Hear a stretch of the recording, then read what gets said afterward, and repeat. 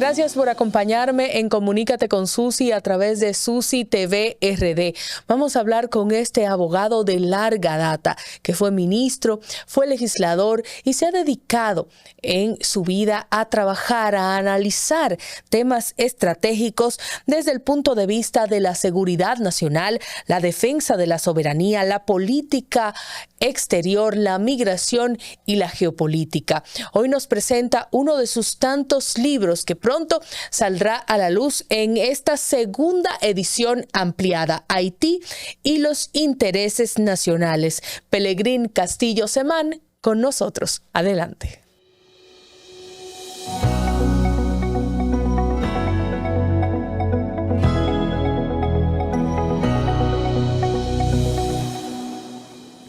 Bueno, Pelegrín, qué honor compartir en este espacio con usted, y le digo de inmediato que yo arranco siempre ametrallando con las preguntas a mis invitados, que me cuente cómo describe el panorama actual de República Dominicana en materia de seguridad y soberanía. Bueno, ante todo, muchas gracias, muy contento de estar aquí en tu compañía. Te agradezco la invitación y quiero enviarle un saludo a tu público, que es un público que te sigue, que va creciendo, porque estás haciendo muy buena proyección. No vamos a decir televisión, porque esto es claro. Redes. Mira, lo primero que tenemos que hacernos cargo es de que estamos viviendo en un escenario de guerra mundial híbrida que acompaña el proceso de desglobalización. El que ha estudiado estos procesos sabe que, sin duda, con la epidemia del COVID, la pandemia del COVID, empezó un proceso que no se ha detenido, que va a continuar, de desacoplamiento de la economía mundial y al mismo tiempo del surgimiento de una serie de conflictos que interactúan. Algunos vienen del periodo de la Guerra Fría, que se puede considerar la Tercera Guerra Mundial, porque fueron 98 conflictos, algunos muy violentos en ese escenario. Y esta es la Cuarta Guerra Mundial, o la Primera Guerra Mundial híbrida. Y eso es algo que hay que tenerlo bien presente cuando se habla de seguridad. Ahora mismo, ¿qué se está produciendo? Bueno, ahora mismo se está produciendo un reordenamiento del orden internacional a partir de una contradicción dominante, que es la contradicción entre el imperialismo globalista,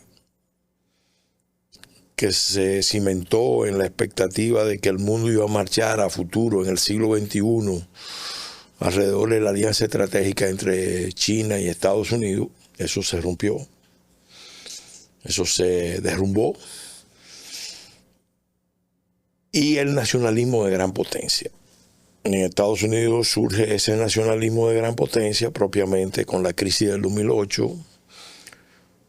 Ahí surge el Tea Party y eso se va escalando hasta que aparece el fenómeno Trump, un MAGA, que viene con una línea demoledora del orden internacional. Donald Trump, en su primer mandato, ya esbozó toda su agenda. Y al volver ahora, viene con más énfasis, vamos a decir, con un sentido de predestinación, a demoler ese orden. ¿Qué tanto nos afecta o nos beneficia como país? Ahí vamos a analizarlo. En la medida en que se avanza en eso, bueno, decía que surge ese escenario de guerra global híbrida y hay varios escenarios del mundo donde se están librando luchas tremendas entre las grandes potencias, usando diferentes armas, diferentes medios, recursos diferentes. Tú tienes escenario dominante, que es el conflicto en el centro de Europa, Ucrania, la guerra de Rusia con Ucrania, es la guerra de la OTAN con Rusia. En un momento dado se vio un Estados Unidos marcando distancia, todavía se ve, de ese conflicto. Pero después que estalló esa crisis en Ucrania, esa guerra en Ucrania, evidentemente todos los conflictos mundiales se han activado. Los que estaban ahí, algunos desde la Guerra Fría. Caso de África subsahariana, caso de Medio Oriente, los conflictos en la zona Asia-Pacífico. Fíjate que como resultado de ese proceso ya tú tienes un Japón en plan de rearmarse y una Alemania en plan de rearmarse. Que eso era hasta hace poco impensable. Y entonces el Caribe vuelve a ser un escenario de choque de potencias. En el Caribe se puede decir que empezó la gran aventura mundialista, para usar un término de Braudel. La primera globalización empezó a desarrollarse a partir del descubrimiento de América aquí en el Caribe, aquí en la isla donde estamos nosotros. Y aquí lucharon por siglos los imperios, especialmente los imperios marítimos. Y las luchas que ellos tenían en otros continentes también se reflejaban aquí. Ahora estamos viendo un escenario donde Estados Unidos, que ha iniciado es un proceso de repliegue hacia su área natural, histórica, de influencia, porque es lo que llaman el Mediterráneo americano. Estados Unidos está volcado hacia la región, pero al mismo tiempo está retado en la región. Y está retado no solamente por otras grandes potencias, sino por actores que surgieron en el marco de la globalización.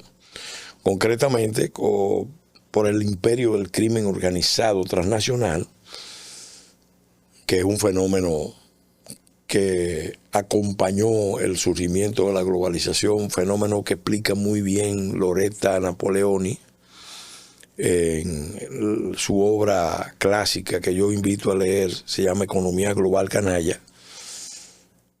Bueno, el Caribe fue capturado por el crimen organizado transnacional, en gran medida en el tiempo en que Estados Unidos solamente estaba mirando para la relación estratégica Asia-Pacífico con Estados Unidos, y además involucrándose en conflictos muy remotos, que siempre el presidente Trump ha dicho, conflictos en los que nunca debimos participar.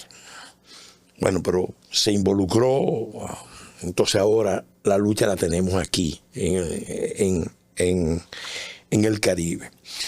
Y concretamente, el actor, además del crimen organizado transnacional, el actor retador más peligroso es China.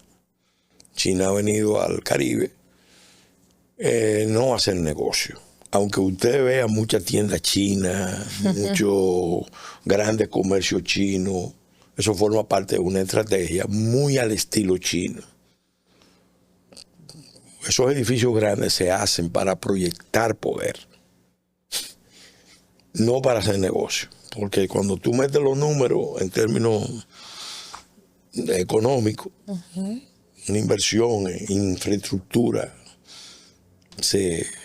a veces sin comprar el terreno y otras veces comprando terrenos que no se están desarrollando. Tú dices, bueno, aquí hay una estrategia de guerra económica, de posicionarse en una isla clave. Y cuando hablo de la isla me refiero no solamente en República Dominicana, sino en Haití. Entonces, esa tensión ha estado, vamos a decir, interactuando con mucha fuerza y sobre todo sobre realidades que se consolidaron a lo largo de las décadas, y Estados Unidos tiene una cuota de responsabilidad en eso, como es el caso de la captura de estados por parte del crimen organizado transnacional. Caso Haití, el más emblemático, pero al mismo tiempo tú analizas la situación que impera en México y te das cuenta de que es un fenómeno abrumador. Ya desde la década de los 80, un gran geoestratega francés, experto en geopolítica, le había dicho al presidente Reagan que lo invitó para que le explicara su visión sobre la seguridad nacional de Estados Unidos. Alexandre de Marange, el conde de Marange, jefe de los servicios secretos franceses, le había dicho a Reagan que la mayor amenaza que tenía Estados Unidos a su seguridad interior era el conflicto de Centroamérica. Entonces Reagan le preguntó, pero ¿cómo van esos países tan pequeños a amenazar a Estados Unidos? Digo, no, pero no es que ellos por sí mismos van a amenazar a Estados Unidos. Es que el proceso que se está dando ahí se está dando en unas condiciones y por unas condiciones socioeconómicas que son muy parecidas a las que imperan en México. Y el día que ese proceso se traslade a México y en México tome el poder un gobierno, un régimen, unas corrientes que sean hostiles a los Estados Unidos, especialmente por las cuentas históricas que están, vamos a decir, ahí en inconsciente y en el consciente colectivo, entonces eso va a ser una amenaza a la seguridad interior de Estados Unidos. Y efectivamente, cuando uno sigue todo lo que ha pasado a nivel de la región, uno se da cuenta de que estamos en una situación de mucho peligro. Nosotros los dominicanos, y yo ahí voy a ser muy claro, la clase dirigente del país, en gobierno y en oposición, y particularmente los actores políticos, tienen una actitud de negación. No quieren ver cuáles son los peligros. No lo quieren ver. Y te puedo poner un ejemplo que es fácil de entender. Todo el aparato de comunicación del país sigue tratando la crisis haitiana como una crisis que no plantea problemas de migración. Y eso es falso. La crisis haitiana no nos plantea un problema de migración a nosotros. Se lo planteó a Chile y mira dónde está Chile, a qué distancia. Nosotros tenemos un problema internacional con implicaciones de seguridad interior y exterior.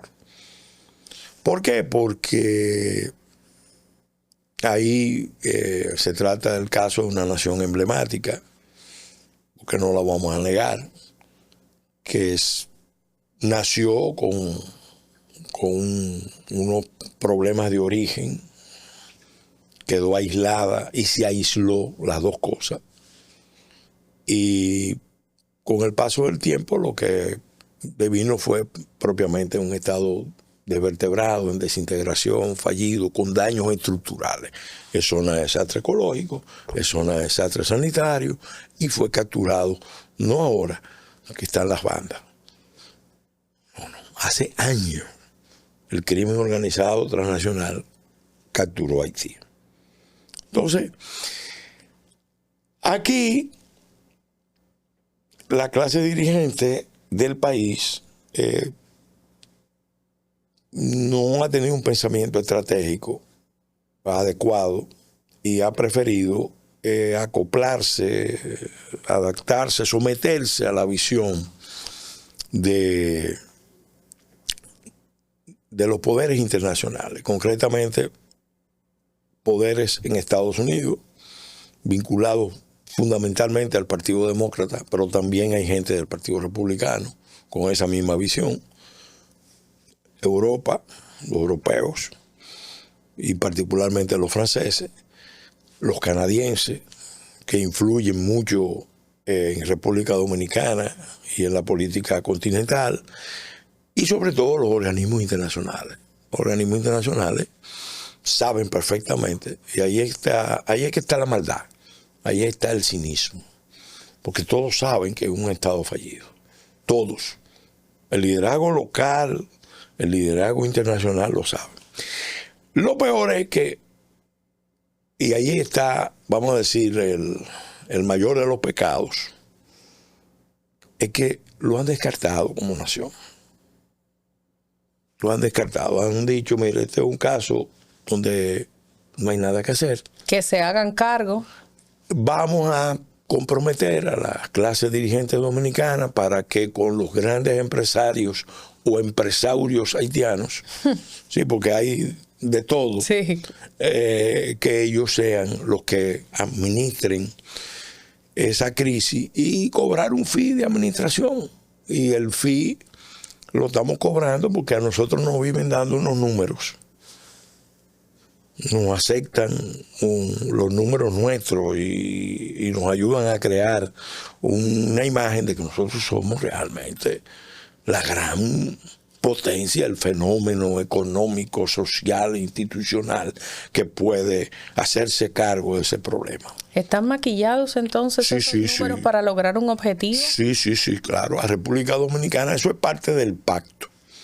Nosotros le vamos a dar a ustedes el beneficio de que ustedes pasen a dominar el mercado de los 25 millones, que es un mercado deleznable, engañoso, ilusorio. Y a cambio vamos a consolidar el relato de que ustedes son la economía de más crecimiento, la economía de más desarrollo, el país con mejor institucionalidad. Y ahí está el engaño, ahí está la trampa, ahí está la mentira. ¿Qué pasa? En los hechos lo que está sucediendo es que la crisis haitiana la están trasvasando a República Dominicana progresivamente. Entiendo y con mucho financiamiento. Que esto que usted nos explica, sí, pues está comprendido en esta edición de su libro Haití y los intereses nacionales. Sí, ese libro lo vamos a publicar ahora porque es la segunda edición ampliada. Y ahí hay una recopilación de planteamientos a lo largo de la historia, desde el 2011 a la fecha, desde antes, porque ahí recogemos conferencias de 1998. Sí. Entonces, ¿qué pasa? Propiamente, nosotros hemos permitido que nos metan en una especie de trampa, porque a los organismos internacionales les conviene ese mecanismo. Es muy cómodo tener un país vecino que se haga cargo, administre la crisis, a las potencias por igual, y nos dan, repito, le dan a las clases dirigentes de República Dominicana, o a los que se creen los dueños de una finca con pasaporte llamada República Dominicana, porque las relaciones de poder nuestras se han ido degradando y se ha renunciado propiamente a la construcción de un proyecto nacional dominicano para ir a la construcción de un espacio económico insular binacional que descansa no en ciudadanos sino en consumidores. ¿Y qué tan amenazada está nuestra identidad nacional en todo este proceso? En todo. Mira, yo conversaba recientemente con un grupo de empresarios que me invitaron a dar una charla. Inquieto, porque hay mucha gente inquieta en el país que quiere entender qué está pasando. Cuando tú haces el listado de los retos que nosotros tenemos, tú te das cuenta, bueno, nosotros tenemos un riesgo cada vez más alto. Nosotros tenemos un problema serio que es ese, que se sigue manejando con ese esquema que ha demostrado que ni ayuda a Haití a salir a camino, pero nos traspasa los problemas haitianos aquí. Recientemente un grupo de dominicanos de diferentes corrientes, le enviamos una carta abierta a los presidentes y líderes del Escudo de las Américas. Porque ese escudo se constituyó con los patrocinios de Estados Unidos y el apoyo de 14 presidentes, y eso ha ido creciendo. Y nosotros decimos, bueno, si hay un punto del mundo de las Américas donde el Escudo de las Américas tiene que estrenarse, debería ser Haití. Antes de ayer, nuestro canciller volvió a Naciones Unidas a apoyar la misión del Chad, que se proyectó para 5.000 efectivos y que no llega todavía a 1.000. Que originalmente la iba a comandar un general del Chad, pero parece que por las reservas de muchos países decidieron entonces buscar un general de Mongolia. Uno tiene que reírse, porque tiene aspectos cómicos, pero son propiamente tragicómicos, porque todo esto puede desembocar en una tragedia. Entonces, ese fenómeno es el mayor reto del país. Por otro lado, tenemos, repito, lo que dije, una China que está empeñada en demostrar en la región Gran Caribe que Estados Unidos es un tigre de papel. Esta de China no viene en plan de hacer negocio. Ellos hacen negocio, pero su estrategia de fondo es: nosotros le vamos a demostrar a Estados Unidos y al mundo que la región Gran Caribe es una región donde Estados Unidos no controla, no manda. Somos nosotros los que estamos en condiciones de frenarlos, contrapesarlos, derrotarlos.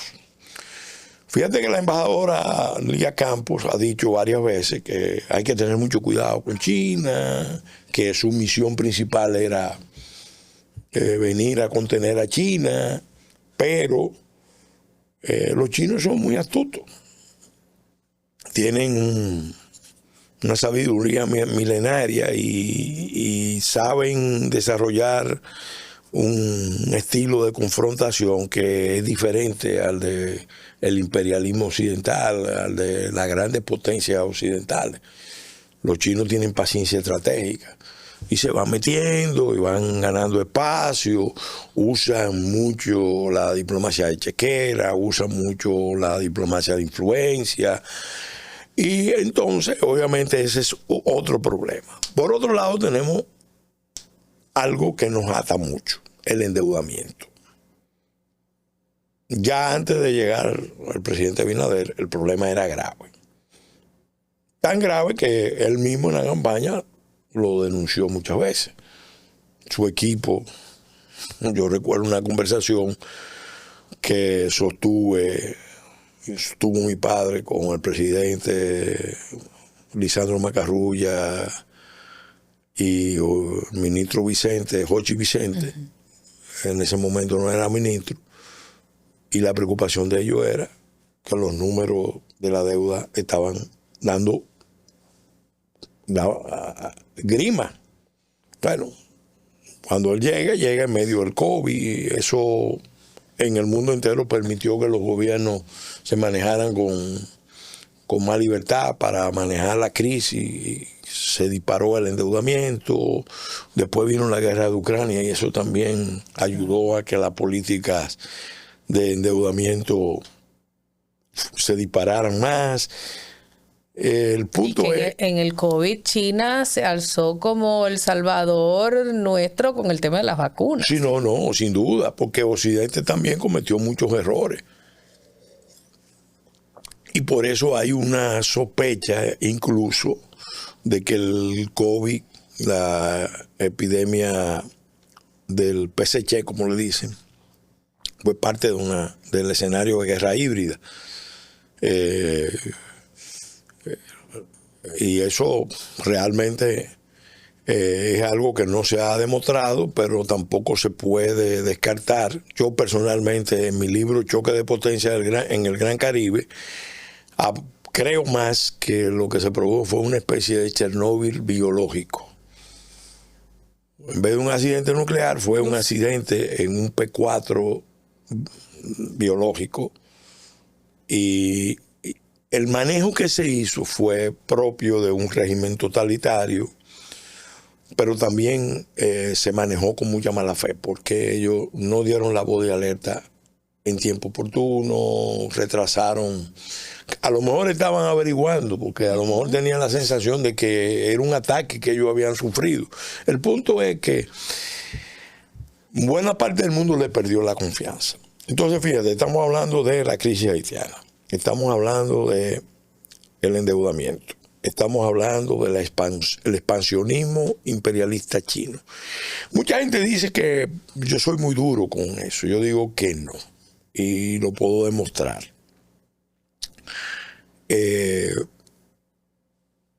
República Dominicana tomó la decisión de establecer relaciones con China. Yo creo que lo hizo en el peor momento, por los peores motivos y de las peores formas. Se negoció muy mal. Pero si tú quieres saber si hay un doble rasero de China en la región, no solamente con respecto a la República Dominicana, solamente hay que atender este indicador. República Dominicana debería abrir una oficina de intereses de Taiwán aquí, para que Taiwán venga al Caribe, como estaba China antes, cuando las relaciones diplomáticas eran con Taiwán. Pero China no se lo permite a ninguno de los países de la región. Sin embargo, a Rusia, a la India, a Sudáfrica, a Brasil, a todos los países del BRICS Plus, a Rusia, todos tienen oficinas, pero ninguno de los países pequeños de la región puede abrir una oficina de intereses, que es lo mínimo, con un país con el que hemos tenido 78 años de relaciones. Ahí tú ves claramente que el objetivo es demostrarnos aquí las reglas de la región las imponemos nosotros. Una subordinación expresa. Expresa, con exclusión. Y eso no se justifica. Ahí tú ves ya la manifestación del imperialismo al estilo chino. Entonces, por otro lado, tú tienes un problema que es la expansión del crimen organizado. Y eso está mezclado con la crisis haitiana. Yo hice una denuncia en estos días y la quiero reiterar aquí. Mucho del traslado masivo de poblaciones hacia el territorio dominicano está siendo financiado, está siendo, como dicen, vaqueado por el dinero del crimen organizado transnacional. La prueba está en el hecho de que esa migración que está llegando, tú no estás viendo gente famélica, eso es lo primero. No es la gente que llega viviendo, después de vivir una experiencia de hambre bíblica, apocalíptica, no. Son muchachos jóvenes, todos, en edad de trabajo, en edad militar, fuertes, hombres y mujeres. Y indicadores que yo he criticado al gobernador del Banco Central, porque está siempre dando una cifra muy buena de las remesas que ya han llegando a República Dominicana, pero no quiere desagregar las cifras. ¿Qué porcentaje de esas remesas están llegando a los dominicanos y qué porcentaje están llegando a los haitianos? Los haitianos, cuando llegan aquí, rápidamente, antes del primer mes, ya tienen un equipo celular avanzado. Pero si hay tanta pobreza en Haití, ¿cómo reciben esas remesas de Haití hacia allá? Esas son las preguntas que uno se hace. Yo me hice cuando yo vi que el primer ministro de Haití, Ariel Henry, le pagó a Maduro $500 millones de una deuda de Petrocaribe a 5 días de abandonar el gobierno. Yo dije, bueno, aquí hay algo bien extraño, porque Haití es un país muy pobre. Los indicadores son extremos. Pero eso es lo que dicen los indicadores. Pero la economía de lavado, de crimen organizado, da para esa maniobra de traspasarle recursos a Venezuela, $500 millones, por concepto de la deuda de Petrocaribe. Pero aquí, ¿qué pasa? Los haitianos adquieren los celulares. Están comprando propiedades masivamente. No solamente en la frontera, ya hay un problema en Tirolí grave que las autoridades no le deben seguir dando larga. Vi que inauguraron ahora mismo el puente, iniciaron los trabajos para la construcción del puente, para comunicar comunidades en la zona de Restauración, la carretera internacional, y evitar el paso por Tirolí. ¿Pero por qué quieren evitar el paso por Tirolí? Porque los haitianos ya han hecho una pequeña ciudad del lado de ellos, pero ya han construido de este lado, en territorio dominicano, una población haitiana. Y ya ha habido tensiones y todo eso, y el gobierno, aparentemente para no darle motivo a que venga una exacerbación del nacionalismo antidominicano, parece que ha optado por no enfrentar el problema. Eso es grave. Y lo mismo pasa con la provocación abierta que están haciendo al depredar el río Dajabón. Ya no con el canal. Ya se han ido aguas arriba y están depredando el cauce. Abiertamente, en violación a los tratados, porque es una violación a los tratados. Y el gobierno no da respuesta. En Pueblo Nuevo, en la zona de Jimaní, también hay problemas porque ha crecido una población haitiana, pero es alrededor del crimen organizado. Ahí se está dando un tráfico de ilícitos de todo tipo. Están, además, montando todo un negocio de identidades, porque le están dando dinero a dominicanos para que participen en procesos de adopción, que son falsas adopciones, para obtener la nacionalidad. Precisamente matrimonios. Con ese tema de identidad, quiero que vayamos a la pausa y retornemos para profundizar específicamente en ese tema. También.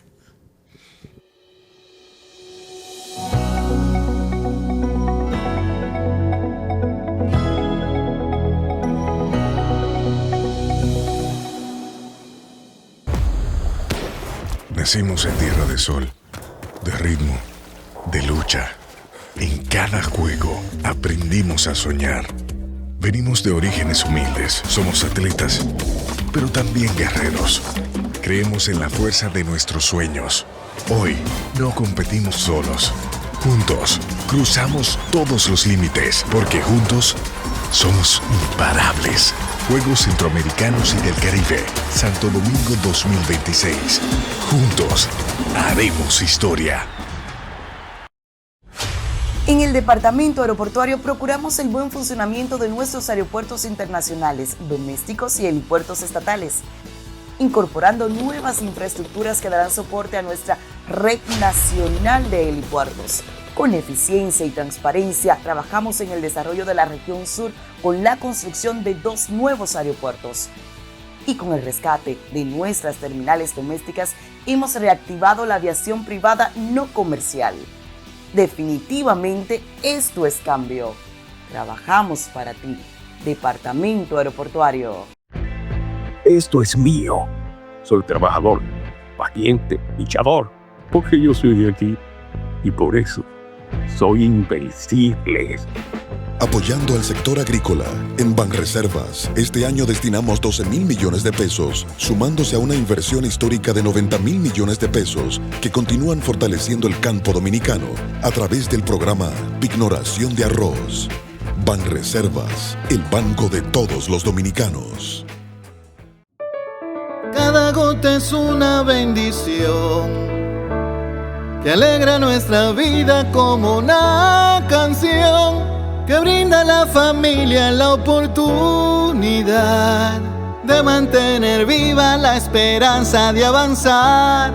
Cada uno de nosotros está dispuesto a hacer su mejor esfuerzo para que el agua llegue a ti siempre.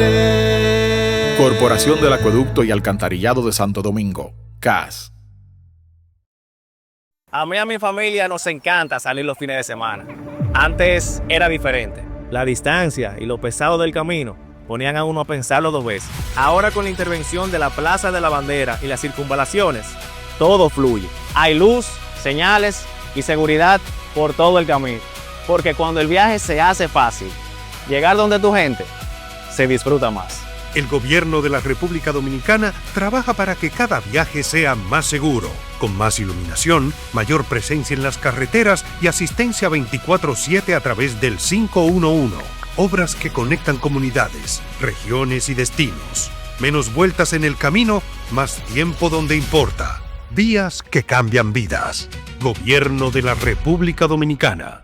Hoy, con más energía que nunca, celebramos juntos a quienes encuentran nuevas ideas, aquellos que transforman con energía su comunidad y el mundo en el que vivimos. Ofrecemos soluciones energéticas innovadoras y un servicio eléctrico confiable de clase mundial. Juntos energizamos el diario vivir desde Bávaro, Punta Cana, Verón, Ubero Alto, Macao, Miches y Bayahíbe para hacer que las familias y las empresas sean aún más prósperas. CEPEM, energía que cambia vidas. Una compañía de InterEnergy Group. Cuida tu salud con Farmacia GBC. En cada rincón de Santiago de los Caballeros disfruta de un 20% de descuento todos los días en tus compras. Farmacia GBC, siempre cerca. La farmacia de los dominicanos. Bienvenidos al Paso a Paso para renovar tu cédula. Recuerda, desde este 12 de abril iniciamos la entrega de la nueva cédula, la cual recibirás en el mes de tu cumpleaños. Para tenerla, solo debes completar unos simples pasos. Llegas al centro de cedulación y te recibe el coordinador del centro, quien te solicita tu cédula física para validar tu identidad. Posteriormente, se genera un turno único para el proceso. Luego te solicitan la cédula física para iniciar la solicitud y aportas un número telefónico de contacto. Más adelante, pasas al área de captura de datos biométricos para validar que los datos se corresponden contigo. Luego, cuando toque tu turno, pasas a la estación donde te presentan tu información personal para su revisión y validación. Una vez concluida la verificación, colocas tu huella dactilar en el lector. En la cabina de grabado láser entregas tu cédula actual. Revisan que todos los datos de tu cédula nueva estén correctos y te la entregan. La cédula anterior se anula en tu presencia. Y así de fácil es tener tu nueva cédula. Recuerda, a partir de este 12 de abril, en el mes de tu cumpleaños, acude al centro de cedulación más cercano. Para más información, accede a jce.gov.do. Tu cédula eres tú, porque tu identidad es única. Junta Central Electoral. Garantía de identidad y democracia.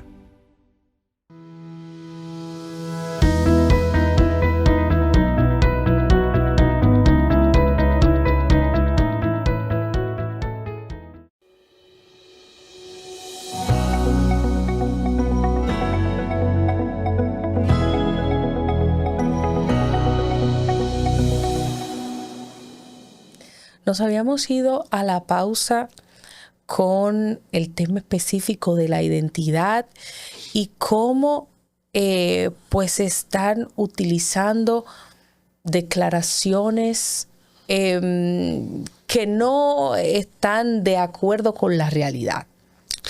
Hay problemas con eso y hay muchos recursos que están fluyendo. Yo tengo testimonio directo, se lo he transmitido a la Junta. Por ejemplo, una señora que yo conozco, un alma de Dios, en su iglesia le hicieron una sugerencia de que ayudara a que un vecino pudiera documentarse y que ella asumiera la responsabilidad de declararlo como hijo o adoptarlo. Entonces ella me preguntaba porque ella entendía como que algo no estaba bien. Okay. Y yo le expliqué. Y eso está pasando en muchos puntos porque hay muchas ONGs, hay grupos vinculados a la Iglesia Católica o a la Iglesia Evangélica que participan en esa obra de caridad de documentar como nacionales dominicanos a los nacionales haitianos. Ellos tienen su identidad, ellos tienen su documento, pero el plan estratégico que viene manejándose desde hace décadas es trasladar esa población, no con un plan de retorno cuando Haití se recupere, no, es asentarlos aquí, convertirlo en minoría nacional o irlo integrando. Algunos pentontos creen que nosotros somos una especie de gran poder que va a dominicanizar a los haitianos. ¿Y cuál es la diferencia con otras nacionalidades? Por ejemplo, sé que tenemos una llegada importante de venezolanos, hay una comunidad española que tiene muchos años acá, y así como de otras naciones. Mira, las diferencias son muy claras. Si Haití no fuera un país colapsado, Estado fallido,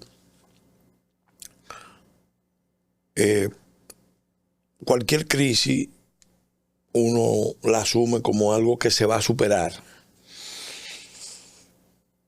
Pero como es un Estado con esas características, todos los incentivos que se pongan en República Dominicana para que esa migración venga y se traslade, tienen un efecto llamada exponencial. Ahora mismo nosotros debemos tener 2 millones de haitianos o más, con 470 asentamientos ubicados en diferentes puntos del país. Esa fue la cifra que nos dio el Ministerio de Interior cuando estaba dirigido por Chu Vázquez a los presidentes de los partidos después del asesinato del presidente Moïse. Nosotros hicimos levantamiento en todo el país y hay 470 asentamientos. Eso tiene un efecto en la pérdida de cohesión social y territorial. ¿Por qué? Porque obviamente las dinámicas de los flujos humanos son distintas. El grupo, si es marginal, se adapta a la cultura dominante. Pero si crece exponencialmente, porque los factores de expulsión interactuando con los factores de atracción determinan un crecimiento que en algunos casos hay provincias donde supera el 25%, hay comunidades donde son dominantes. Entonces, ellos imponen la cultura. Al imponer la cultura, que es tan diferente a la nuestra, claro, empieza a cambiar la pauta de relación. Y la relación se vuelve tensa, conflictiva y eventualmente violenta. Eso es algo que ha pasado en muchas partes del mundo, pero aquí nadie quiere darse por enterado. Nadie quiere darse por enterado.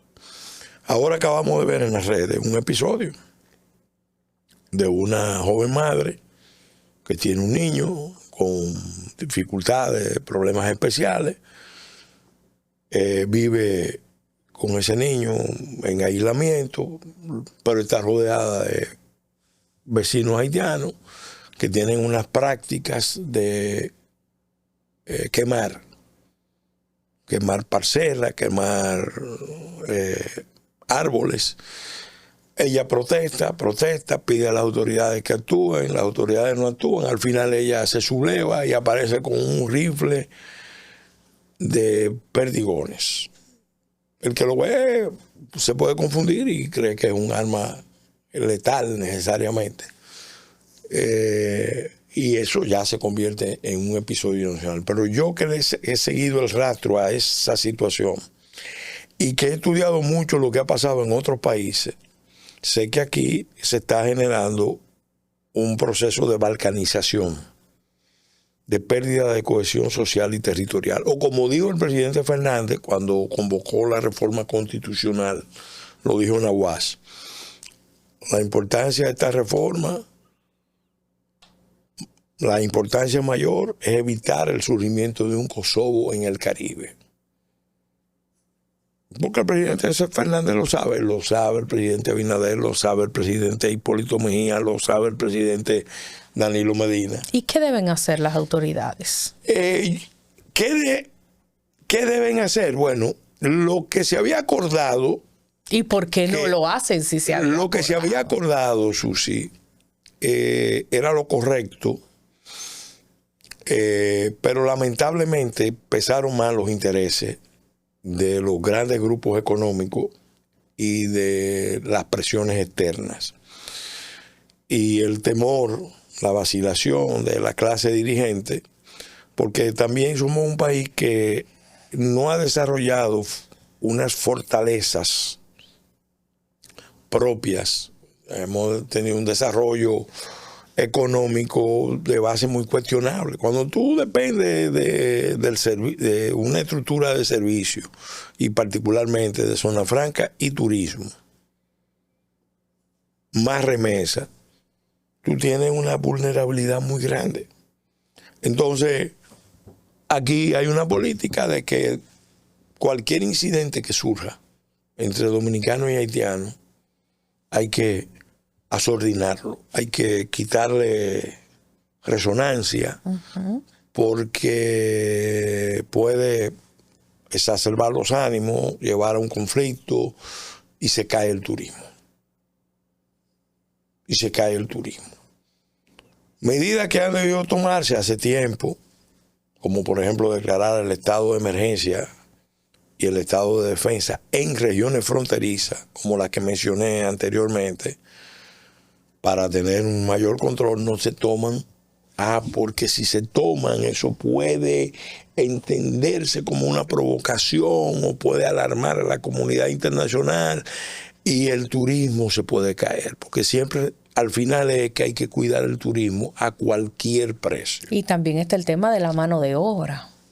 A propósito de mano de obra, ¿tuviste el incidente que se dio en un hotel del este de una muchacha dominicana? Sí, así es, que estaba tirando. Evidentemente vale la pena que ahí se haga una investigación de qué fue lo que pasó. Porque hay que ver cuál es el régimen de trabajo que se está imponiendo, porque lo que lucía era que ella estaba ya agobiada. Colapsada y reaccionó así. Las otras hipótesis ya son hipótesis mayores, pero ahí se vio claramente. Lo mismo cuando se desapareció la joven hindú. Sí. Hay muchas hipótesis que no se quisieron tratar públicamente por temor. Entonces, eso es muy grave porque aquí se hizo un pacto nacional para política pública de Estado. Lo convocó el presidente, lo firmó encabezando el presidente. Y después que todo estaba bien enfocado y empezó a ejecutarse, son unas 40 medidas, la amenaza haitiana de cerrar las exportaciones dominicanas a Haití por vía terrestre, que la controlan ciertos grupos, eso ya puso a todo el alto empresariado y a los partidos políticos de oposición y al presidente Mejía y al ministro de Agricultura. No, paren eso. Entonces, ¿qué pasa cuando en el exterior ven que un Estado no se defiende, que no se comporta como nación? ¿Por qué tenemos que respetarlo? ¿Por qué vamos nosotros a involucrarnos en defenderlo si ellos mismos, sus dirigentes, no lo están haciendo? Si tú no te defiendes, porque mira, yo te voy a contar una anécdota, un episodio de mi vivencia de las tantas vivencias que he tenido en este campo. Yo fui a Washington acompañando al presidente Fernández en el año 1994, enero de 1994. Hacía un frío terrible. Bajamos de Nueva York a Washington con dirigentes del PLD. Nos acompañó José Fernández, presidente del partido. Y era una reunión en Washington con altos cargos del Departamento de Estado. Ahí estaba Ann Patterson, Donna Rina, que después fue embajadora norteamericana aquí, estaba Richard Nuxio y creo que Daniel Santos. Ahí los norteamericanos fueron muy claros. Ellos dijeron, nosotros necesitamos en las elecciones que vienen que surja un gobierno que nos ayude a manejar la crisis de Haití. Porque nosotros no podemos permitir que esta crisis se salga de control. Esos éxodos están llegando al territorio americano, están planteando una serie de problemas. Nosotros necesitamos que República Dominicana sea el Estado que nos ayude a manejar la crisis. En ese momento, yo era miembro de la Unión Nacionalista, ya estábamos enterados de que Estados Unidos, la administración del presidente Clinton, estaba pidiendo la apertura de campamentos de refugiados en República Dominicana. Y esa información vino tanto por el lado del gobierno del presidente Balaguer, que nos llegó por oficiales de inteligencia que fueron instruidos a darnos la información, pero sobre todo por funcionarios de la propia ACNUR. Que el doctor, quiero decir, en testimonio de agradecimiento, ese funcionario de Naciones Unidas nos dijo que el presidente Clinton quería la apertura de campamentos de refugiados en territorio dominicano y que no aceptáramos esas presiones, que resistiéramos, porque cuantas veces se abrían campamentos de refugiados, lo que sobrevenía después era un desastre porque el país perdía el control de su territorio. Con el paso del tiempo, yo di varios viajes a Washington y el señor Nuxio, repito, un alto cargo del Departamento de Estado, que después pasó a dirigir el Centro de Estudios Estratégicos Internacionales de la Universidad de Harvard, vino aquí. Y yo tuve una conversación larga con él sobre este tema. Él estaba muy implicado en las cuestiones de Cuba. Y Nuxio me dijo que nosotros teníamos razón en el sentido de que no podíamos cargar con la crisis haitiana, porque República Dominicana, por razones históricas, por su tamaño, por su tradición, por sus instituciones, eso iba a generar muchos problemas. Y yo le dije, pero nosotros estamos pidiendo exactamente a la comunidad internacional que asuma una fórmula responsable de buscar una solución internacional a los problemas de Haití en Haití. Entonces, él me dijo, sí, ustedes lo están haciendo, pero tienen que entender que el mecanismo de toma de decisiones en Estados Unidos es diferente. Porque Estados Unidos es una superpotencia, tiene muchos intereses en todas partes del mundo, tiene flota en todas partes del mundo, base en todas partes del mundo, y no hace diplomacia preventiva, hace diplomacia de bombero. Donde hay humo, entonces Estados Unidos va. Entonces yo le dije, pero señor Nuxio, yo quiero que usted me aclare. Usted lo que me está diciendo es que nosotros vamos a tener que armar una guerra para que ustedes le presten atención a este problema. Eso es lo que usted me está diciendo. No, no exactamente, pero si ustedes no se defienden, si ustedes no juegan un papel proactivo, firme y todo eso, en Estados Unidos no va a venir. Ahora mismo la situación es más complicada porque hay conflictos en todas partes del mundo. Estados Unidos tiene un conflicto interno. De hecho, ya quieren sacar a los haitianos del territorio norteamericano, y una de las razones por las que lo quieren sacar es porque ellos han podido detectar que hay unos vínculos profundos entre la diáspora haitiana y una serie de grupos africanistas con una visión racialista, pero también muy vinculada al avance del Islam en Haití y en los Estados Unidos. Ahí ha jugado un papel importante la Nación del Islam, que encabeza Luis Farrakhan y otros grupos islamistas. Y ahora cuando tú amplías la visión, ve el amplio espectro, no puedes olvidarte que lo que acaba de pasar en Nueva York con Mandani primero y después con Diaraliza Ávila Chevalier no es casual. Nos están poniendo como representantes de la comunidad dominicana a una militante islamista. Hay que ver lo que eso proyecta en los Estados Unidos y lo que eso proyecta para el mundo. Entonces, ¿qué pasa? La dirigencia de aquí, si no es boba o está embobada, es pendeja. Yo he tenido discusiones con muchos dirigentes. Y este tema lo he tratado con todos los presidentes, incluido Balaguer. Que fue el que mejor lo manejó hasta ahora. Y Abinader al principio tenía una línea correcta de internacionalizar la solución, pero desde marzo del año pasado, tú no has oído la expresión en la política exterior dominicana, no hay solución dominicana al problema haitiano. Pero él empezó el gobierno con esa frase. No hay solución dominicana al problema haitiano.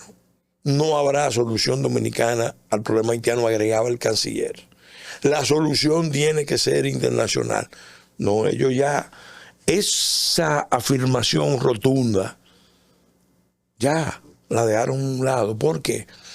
Porque en los hechos la solución se está abriendo paso en el día a día. Entonces, en un momento dado yo tengo el temor, y lo he denunciado, de que el conflicto de Haití lo escalen. De hecho, yo fui donde la Procuradora General de la República. ¿Lo escalen en qué sentido? Bueno, porque en Haití se da un escenario distópico, totalmente distópico.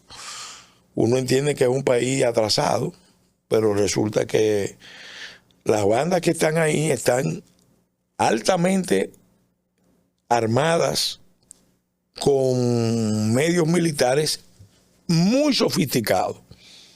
Los armamentos que hay ahí, la última tecnología, son de las mejores fusiles, lanzagranadas, de todo.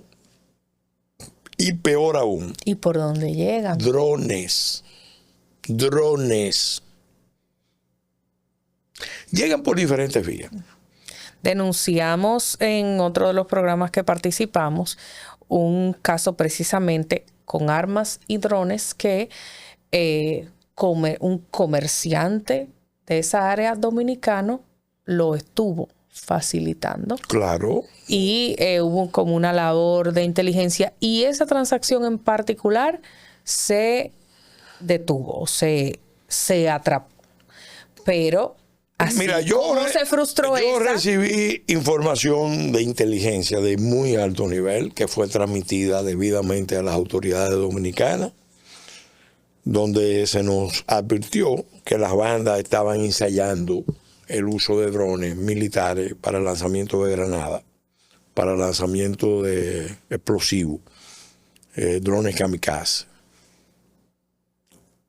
Y que eventualmente la diáspora haitiana estaba alentando el envío a Haití de un personaje, un señor de la guerra global, Eric Prince, que iba a entrenar a las fuerzas que combaten a las bandas en el uso de drones más sofisticados En otras palabras, en la isla de Santo Domingo, entre República Dominicana y Cuba, ahí en Haití, hay 10.000, 15.000, 20.000 hombres armados, con mucho armamento, pero con el uso de drones, que es lo que está marcando la diferencia en los conflictos modernos.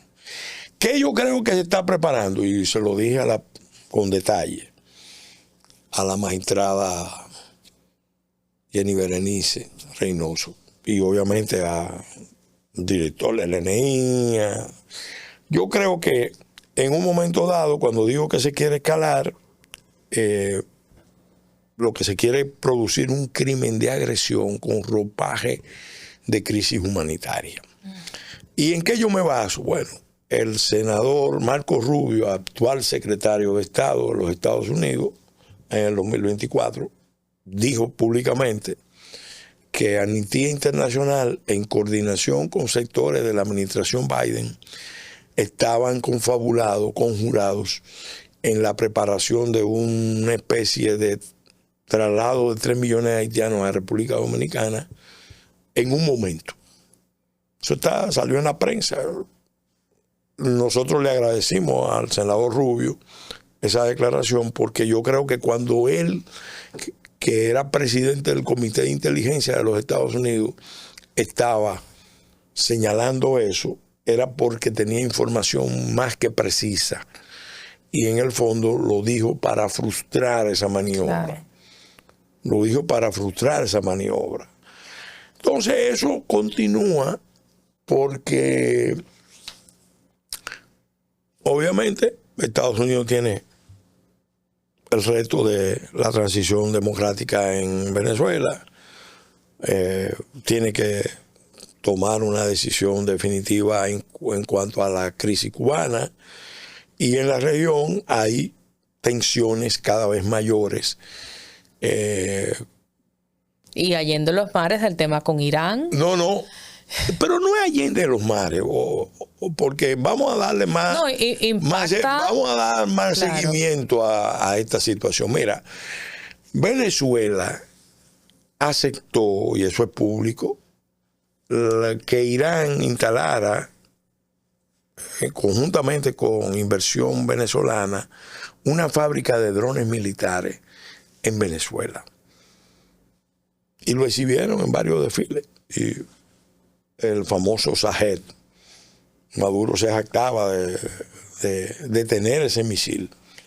Uno se pregunta, bueno, pero ¿cuál escenario de América Latina tenemos que demandara el uso de los drones militares sofisticados que tiene Irán? Porque evidentemente Irán ha desarrollado una industria militar muy sofisticada. Que lo estuvieran fabricando en Venezuela. Bueno, que Cuba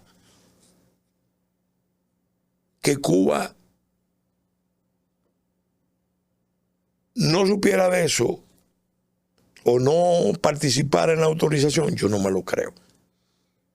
Porque todo el que sabe el tipo de relación estratégica que había entre el régimen de Cuba y el régimen de Maduro, eso empezó con Chávez, pero claro, continuó. Sabía que no es verdad que ellos iban a dar ese paso sin autorización, sin apoyo de Cuba.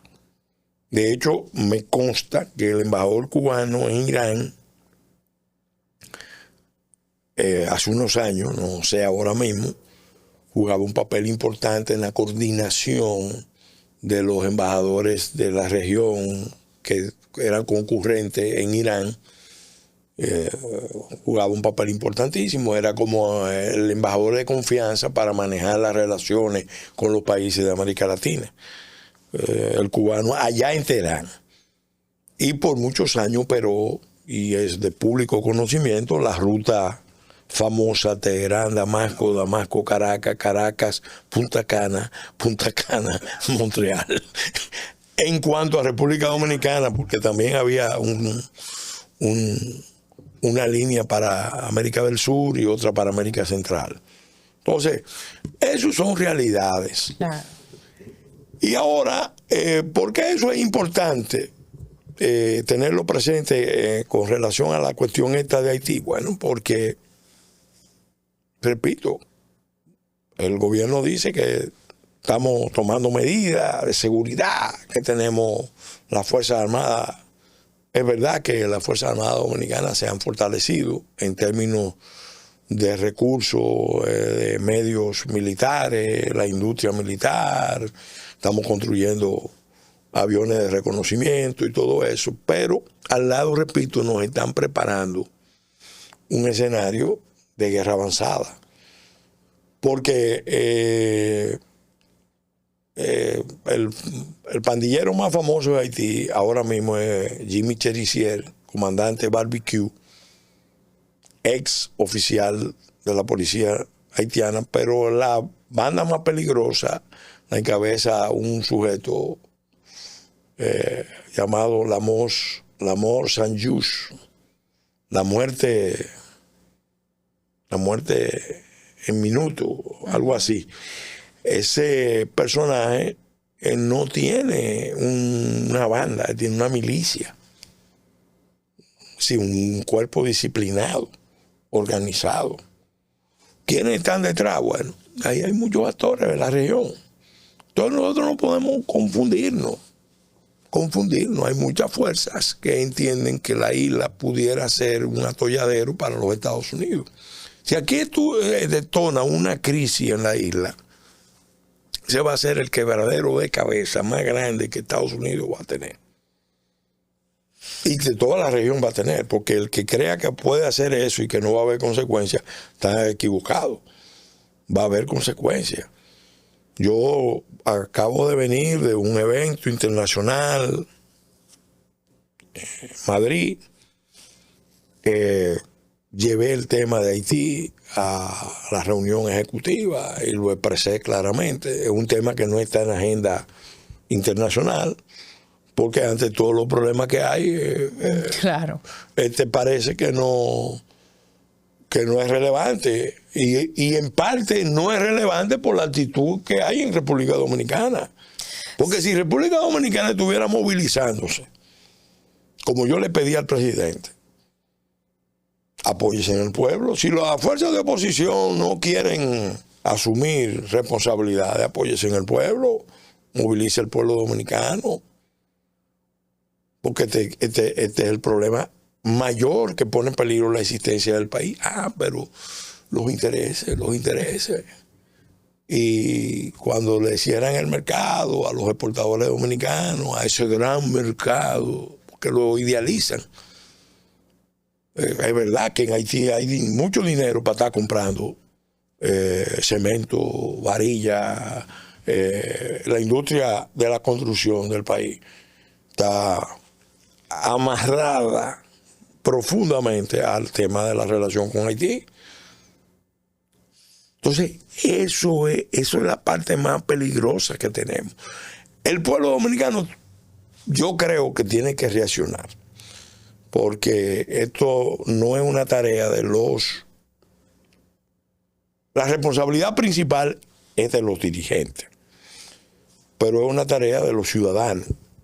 Si los dirigentes fallan, flaquean, vacilan, se repliegan, o diciéndolo en lenguaje mexicano, se rajan con el rifle y los sin tiro, ¿qué es lo que está pasando? Entonces el pueblo tiene que empezar a organizarse, porque lo que está en juego es su existencia.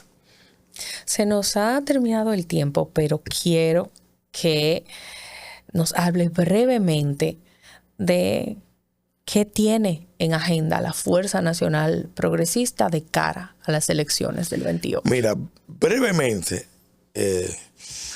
cuando estamos hablando de este tipo de temas, es obvio que un partido responsable que ha estado a la vanguardia de esta lucha por muchos años no puede estar entretenido en las cuestiones convencionales de la política, ¿no?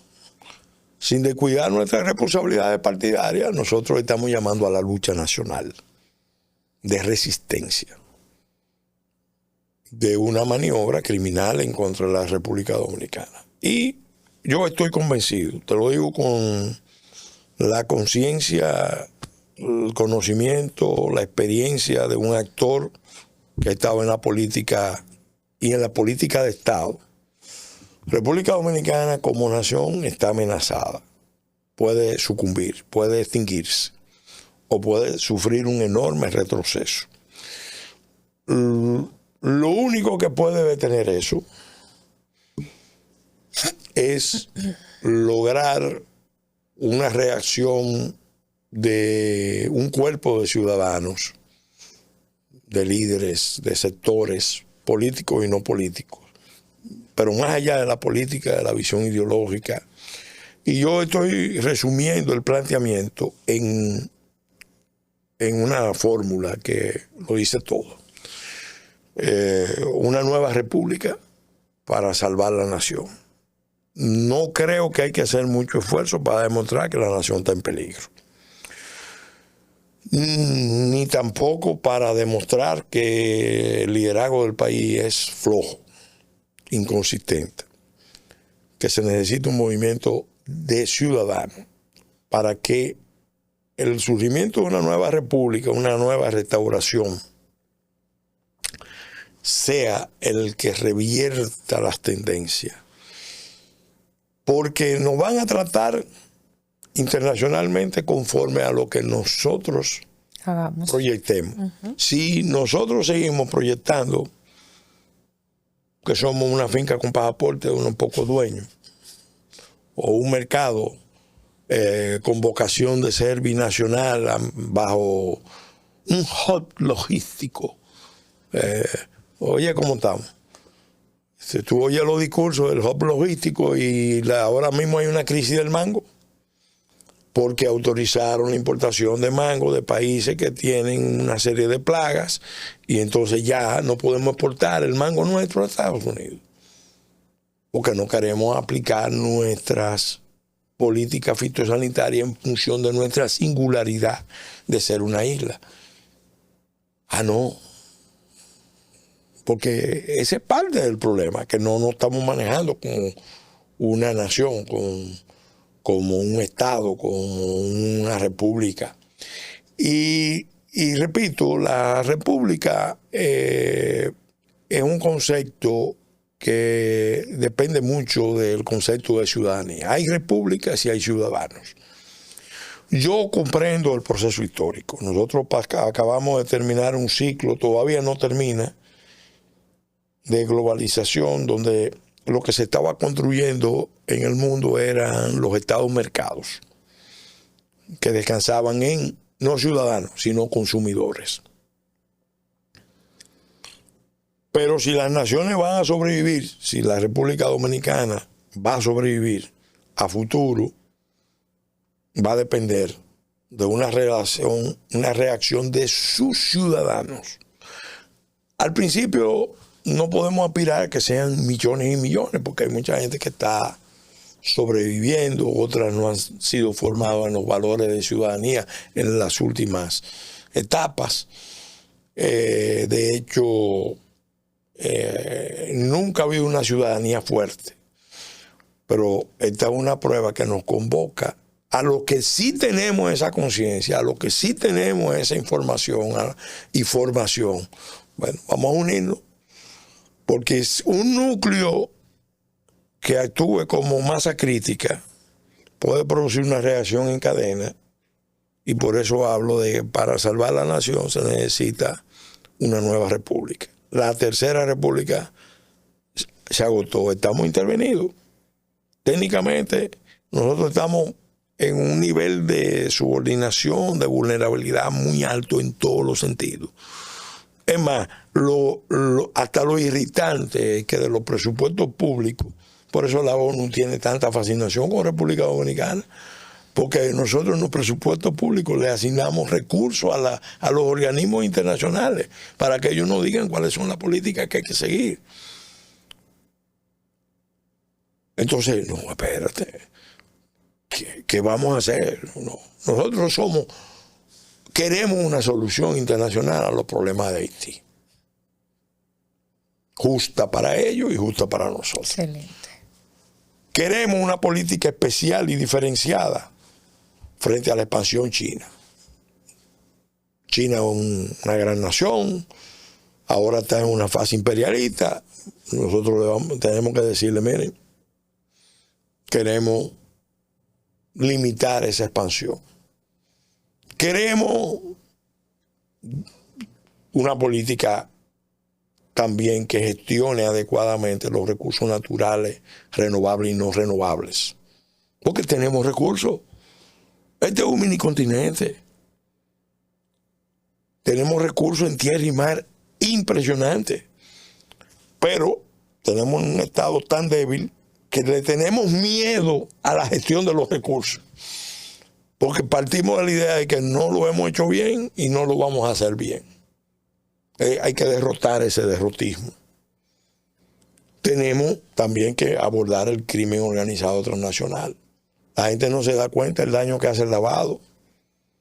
El lavado te da una ilusión de que tu economía va bien, pero las distorsiones que eso conlleva y la carga de violencia es terrible, es terrible. Mira, el abandono a la ruralidad. Nosotros tenemos que levantar la ruralidad nuestra. Nosotros podemos producir alimentos para 30, 40 millones de personas en toda la región y se va a necesitar en medio de esta crisis. Es más, tenemos que ir a revisar la visión conservadora de que la apertura de Cuba nos perjudica porque Cuba es un competidor. No. Cuba democrática, libre, próspera, debe ser un aliado estratégico igual que Puerto Rico. Claro. Las tres hermanas, como decía Martí, que juntas han de salvarse o juntas han de perecer. Nosotros tenemos que cambiar el esquema de los empresarios, de muchos empresarios de aquí, que ven en Cuba una amenaza. No, nosotros tenemos que ver en Cuba posibilidades enormes, incluso no solamente en el comercio intraantillano, sino en algo más importante, que es en el comercio, en la articulación de las nuevas políticas panamericanas. Las Antillas y Centroamérica son clave.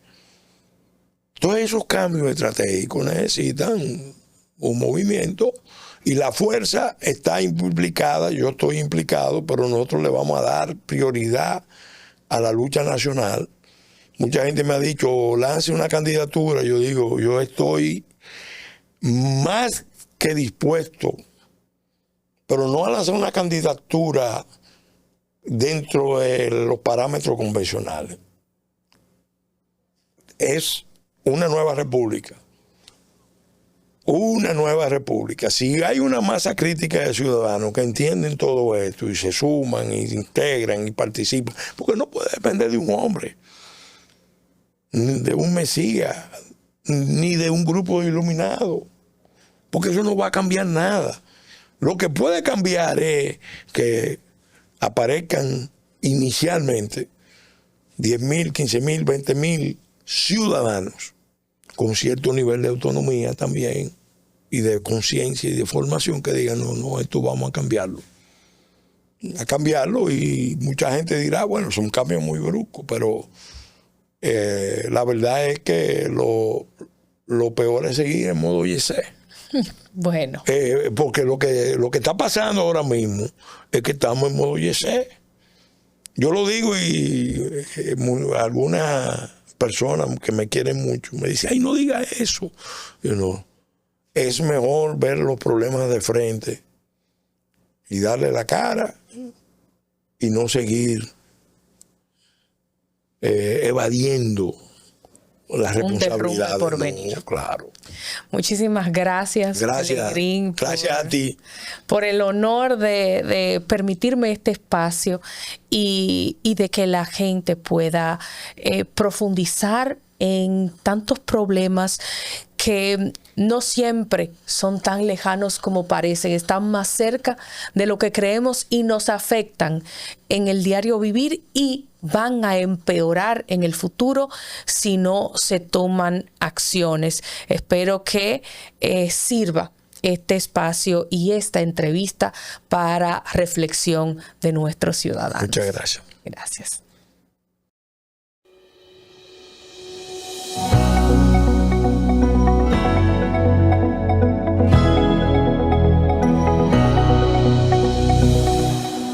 Así llegamos al final. Recuerda darle clic a la campanita si tienes a tiro de hit las notificaciones y te enteras cuando suba un nuevo video. Puedes encontrarme como Susi TV RD, no solo aquí en YouTube, también en TikTok, en X, que es el antiguo Twitter, en Instagram y por supuesto en Facebook y LinkedIn. Me encuentras como Susi Aquino Gotro. Bye bye.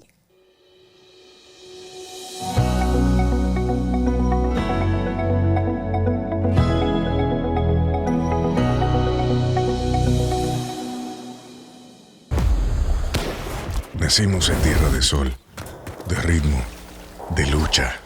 En cada juego aprendimos a soñar. Venimos de orígenes humildes, somos atletas, pero también guerreros. Creemos en la fuerza de nuestros sueños. Hoy no competimos solos. Juntos cruzamos todos los límites, porque juntos somos imparables.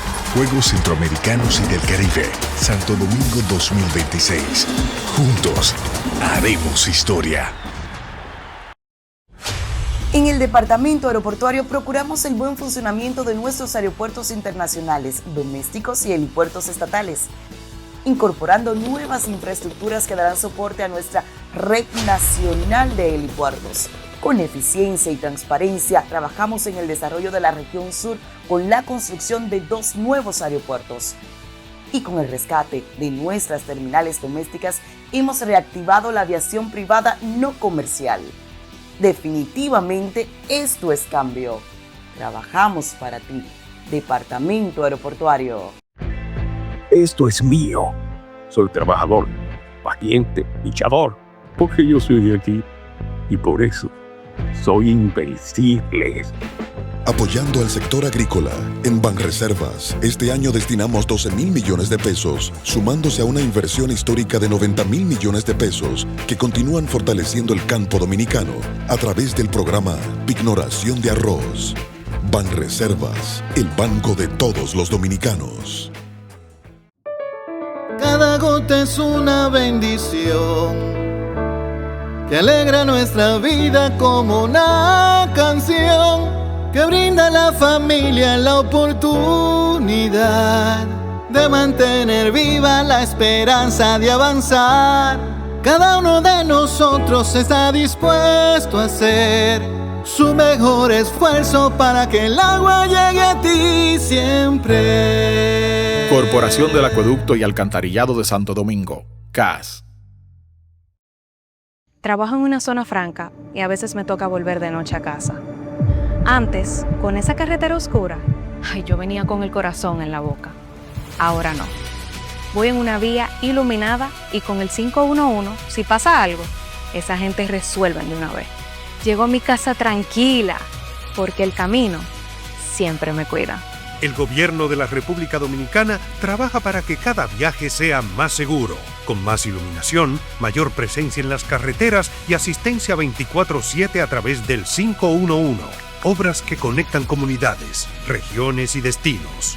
Menos vueltas en el camino, más tiempo donde importa. Vías que cambian vidas. Gobierno de la República Dominicana. Hoy, con más energía que nunca, celebramos juntos a quienes encuentran nuevas ideas, aquellos que transforman con energía su comunidad y el mundo en el que vivimos. Ofrecemos soluciones energéticas innovadoras y un servicio eléctrico confiable de clase mundial. Juntos energizamos el diario vivir desde Bávaro, Punta Cana, Verón, Ubero Alto, Macao, Miches y Bayahibe para hacer que las familias y las empresas sean aún más prósperas. CEPEM, energía que cambia vidas. Una compañía de InterEnergy Group. Cuida tu salud con Farmacia GBC. En cada rincón de Santiago de los Caballeros disfruta de un 20% de descuento todos los días en tus compras. Farmacia GBC, siempre cerca. la farmacia de los dominicanos. Bienvenidos al Paso a Paso para renovar tu cédula. Recuerda, desde este 12 de abril iniciamos la entrega de la nueva cédula, la cual recibirás en el mes de tu cumpleaños. Para tenerla, solo debes completar unos simples pasos. Llegas al centro de cedulación y te recibe el coordinador del centro, quien te solicita tu cédula física para validar tu identidad. Posteriormente, se genera un turno único para el proceso. Luego te solicitan la cédula física para iniciar la solicitud y aportas un número telefónico de contacto. Más adelante, pasas al área de captura de datos biométricos para validar que los datos se corresponden contigo. Luego, cuando toque tu turno, pasas a la estación donde te presentan tu información personal para su revisión y validación. Una vez concluida la verificación, colocas tu huella dactilar en el lector. En la cabina de grabado láser entregas tu cédula actual. Revisan que todos los datos de tu cédula nueva estén correctos y te la entregan. La cédula anterior se anula en tu presencia. Y así de fácil es tener tu nueva cédula. Recuerda, a partir de este 12 de abril, en el mes de tu cumpleaños, acude al centro de cedulación más cercano. Para más información, accede a jce.gov.do. Tu cédula eres tú, porque tu identidad es única. Junta Central Electoral. Garantía de identidad y democracia.